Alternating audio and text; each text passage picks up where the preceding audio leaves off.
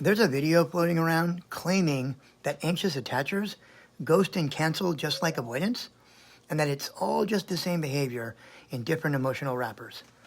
It sounds soft, it sounds neutral, but it is dangerously inaccurate. Remember, the Attachment Trauma Lab, our group coaching program, is now open, and for only $47 a month, we will work to put you on the path to secure. You'll find the link in the channel description. Just copy and paste it into your browser. Now let's be clear. Avoidance and anxious attachers don't just act the same with different emotional wiring. They exhibit entirely different patterns backed by decades of research. This isn't just my personal insight. It is the conclusion drawn across decades of empirical research, including the work of leading researchers like Mary Main, Kim Bartholomew, Mario Mikulintzer, and Philip Shaver. Avoidantly attached individuals tend to suppress emotions, withdraw or shut down when closeness increases, use deactivating strategies to maintain distance.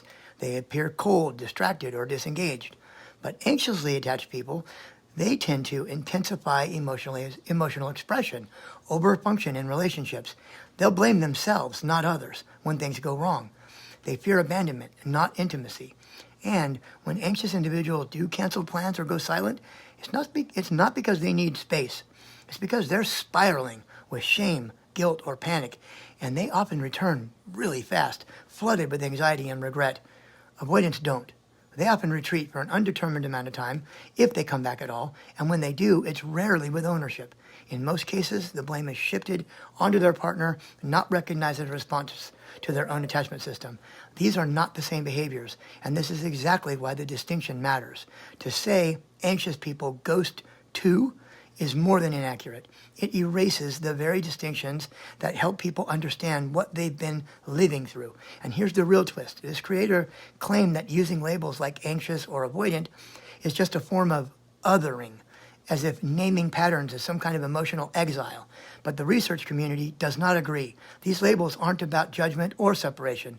They're about making meaning of relational trauma when nothing else made sense. They're about clarity, so people can stop blaming themselves for someone else's emotional unavailability. Dismissing those terms in the name of kindness isn't compassion. It's confusion dressed up as care. Attachment language is not a weapon. It's a roadmap. And when you start rewriting that map to avoid discomfort, you leave people lost.